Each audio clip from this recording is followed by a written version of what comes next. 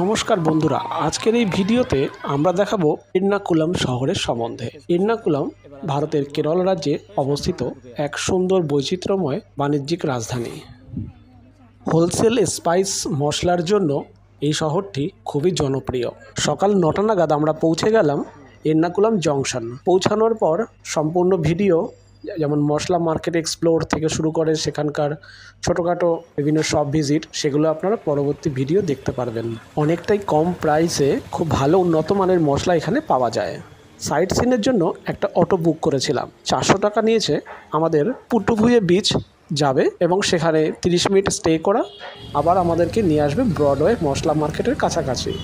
তবে বলে রাখি, যদি আপনারা দিনের বেলায় এই রাস্তা ক্রস করেন তো খুবই সুন্দর, বেশ দুপাশ ধরে দেখতে পাবেন বিভিন্ন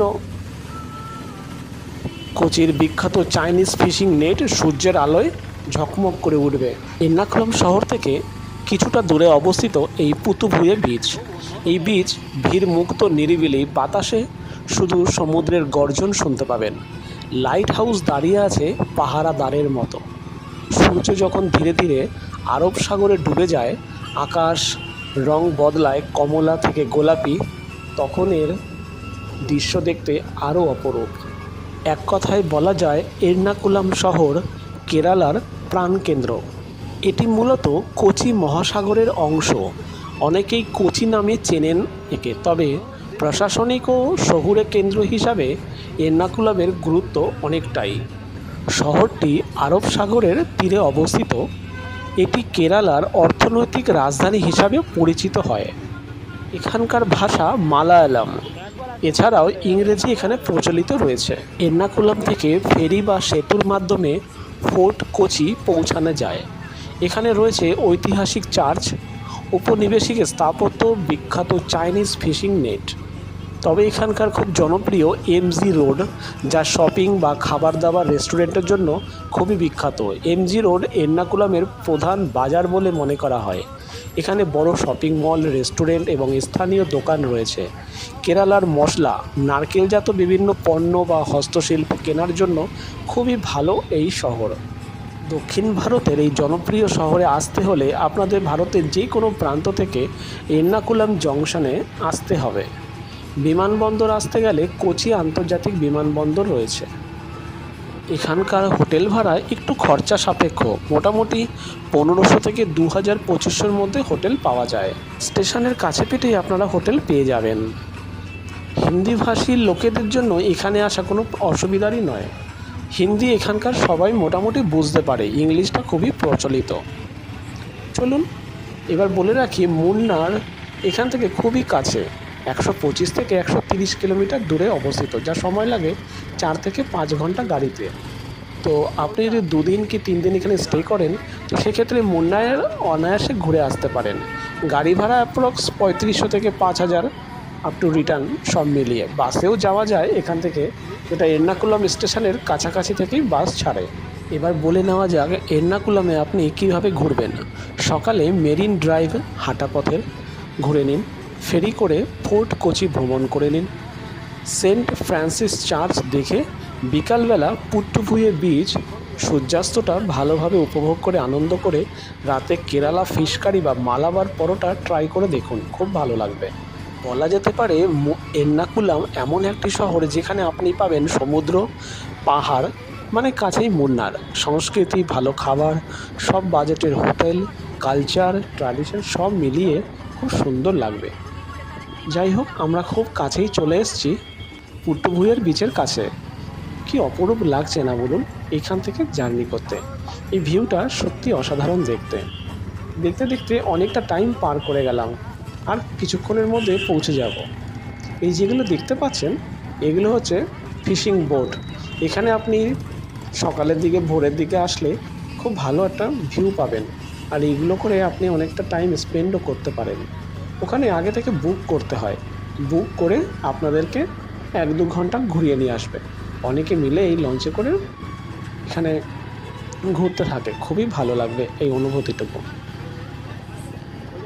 হাতে কিছুটা সময় নিয়ে অবশ্যই ঘুরতে যাবেন, সে কারণে আপনাদের বেশ ভালো লাগবে। অনেকটা টাইম লাগে বলতে গেলে, আপনারা এর্নাকুলাম স্টেশন থেকে এই পর্যন্ত পৌঁছাতে তাও অ্যাপ্রক্স আপনাদের 35 থেকে 40 মিনিট লেগে যাবে। সুতরাং হাতে কিছুটা সময় নিয়েই আপনারা বেরোবেন, না হলে ওখানে যাবেন 30 মিনিট স্টে করবেন বিচে, তারপর সেখান থেকে আবার ব্যাক করবেন। সেহেতু টাইমটা নিয়ে যাওয়াটাই অনেক সুন্দর, বেশ ভালো। কি অপরূপ লাগছে বলুন এগুলো দেখতে। একটা ছোটো আইল্যান্ডের মধ্যে লাগছে মাঝখানে। এই বোটগুলো করে আপনারা জার্নিও করতে পারেন। বন্ধুরা, এই মুহূর্তে পৌঁছে গেছি পুতুভুয়ার বিচের কাছে।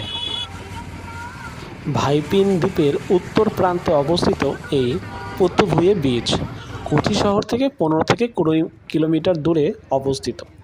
বিকেলবেলায় বহু লোকের সমাগম এখানে। সবাই গাড়ি পার্কিং করে কি সুন্দর লোকাল সব ঘুরতে বেরিয়েছে, দেখতে এক অসাধারণ লাগছে। এত ভিড়ের মাঝে নিজেকে হারিয়ে ফেলেছি। এক অজানা শহর, অজানা পথে আমরা এগিয়ে চলেছি। খুবই সুন্দর এখানকার মানুষ, সবাইকে সম্মান দিয়ে সবাই কথা বলে, খুবই ভালো এখানকার কালচার। সুতরাং আপনাকে কোনো প্রবলেমের মধ্যে পড়তে হবে না। ধীরে ধীরে এগিয়ে চলেছি। এই রাস্তাটুকু দিয়ে একদম সামনে এগিয়ে গেলে ওই যে দূরে ওখানে হচ্ছে, আর এই হচ্ছে টাওয়ার। চলুন একটু এগিয়ে যাই। এখানে অটোওয়ালা ভিতর পর্যন্ত নিয়ে যায়, কিন্তু আমাদেরকে বাইরেই দাঁড়িয়ে দিল, বললো 30 মিনিটের মধ্যে ঘুরে চলে আসো। তো যাই হোক, আমরা এগিয়ে চলেছি, আস্তে আস্তে হেঁটে যাই। প্রচণ্ড বালি এই রাস্তাতে, কিন্তু কোনো অসুবিধা নেই। বহু মানুষের সমাগম, আর ঠিক সন্ধ্যা নেমে নেমে আসছে, তো বেশ ভালোই লাগছে পরিবেশটা। অনেকেই যারা লোকাল থাকে সবাই গাড়ি পার্কিং করে এগিয়ে চলেছে। ওই দেখুন বোর্ডে লেখা রয়েছে পুতুভুয়ে বিচ। দারুণ এক অপরূপ অনুভূতি এই জায়গাটাতে আসলে। আপনাকে মনে হবে এক নতুন জায়গায় চলে এসেছেন। কি সুন্দর, কোনো অসুবিধা নেই, ভালো। অনেকটা টাইম আমরা ওখানে স্পেন্ড করলাম, বেশ সুন্দর লাগছিল। ছেড়ে যেতে মন একদম চাইছিল না। অনেকক্ষণ ধরে ওখানে বসে তারপর ঘোরাফেরা করে ব্যাক করলাম। তো পরিবেশে আপনি সমুদ্রের ধারে কিছু ফটোগ্রাফি করলেন, পিকনিক করতে পারলেন, নিলিবিলি সময় কিছুটা এক্সপেন্ড করতে পারবেন। সব মিলিয়ে মিশিয়ে একাকার। সবাই বেশ এগিয়ে চলেছে, কিন্তু তুলনামূলকভাবে ভিড় কম। আর কেরল রাজ্যে অবস্থিত এই বিভিন্ন বিচ আপনাকে খুব আকর্ষিত করবে এই সব জায়গায়।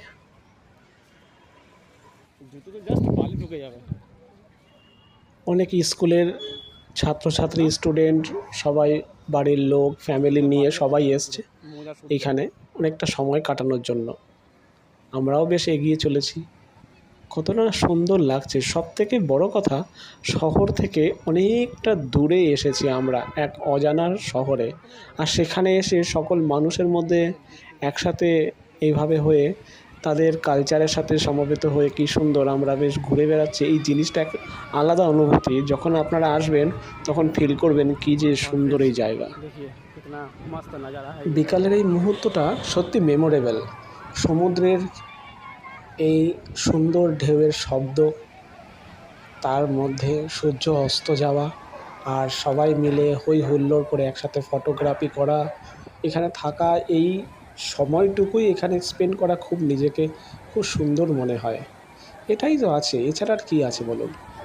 সবার সাথে মিশে একসাথে এখানে ঘোরা, এই জিনিসটাই থাকবে সবসময়। সুতরাং কোনো হেজিটেট করবেন না। যদি ইচ্ছে হয় অবশ্যই ঘুরে যাবেন এর্নাকুলাম শহর বা পুতুভুয়ে বিচ। এখানে ল্যাঙ্গুয়েজের কোনো হিসাব প্রবলেম নেই। আপনি হিন্দি ভাষা জানলে, ইংলিশ জানলে কোনো অসুবিধা নেই। অবশ্যই ঘুরে যাবেন। এখানকার মানুষ খুব অতিথিপরায়ণ এখানে, সুতরাং কোঅর্ডিনেট করবে আপনাদের সাথে, কথাবার্তা কোনো অসুবিধা হবে না। খুব হেল্পফুল নেচার এখানে, সুতরাং কোনো অসুবিধারই নেই। এখানকার খাওয়া দাওয়া কোনো প্রবলেম নেই, সব কিছুতে বেস্ট কোয়ালিটি পাওয়া যায়।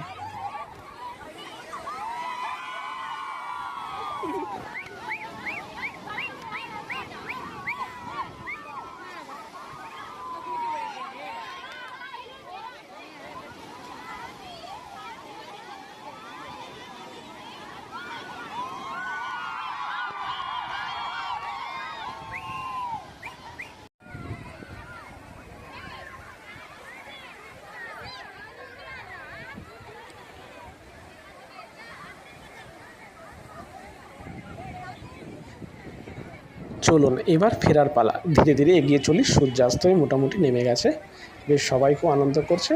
এবার আমাদের ফেরার পালা। এই ফিরতে হলে এখান থেকে এমজি রোড থেকে